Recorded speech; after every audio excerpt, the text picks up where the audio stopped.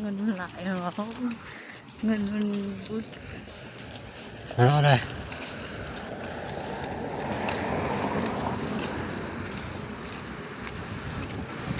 ต้องเห็นเราเงินค่อยไปเลยเราđóเถอะมันทันยินเยอะหลายเลย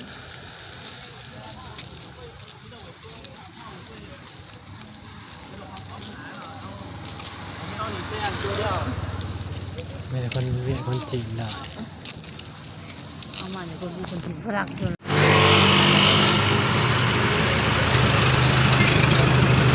ปั๊บปั๊มคือเยอะ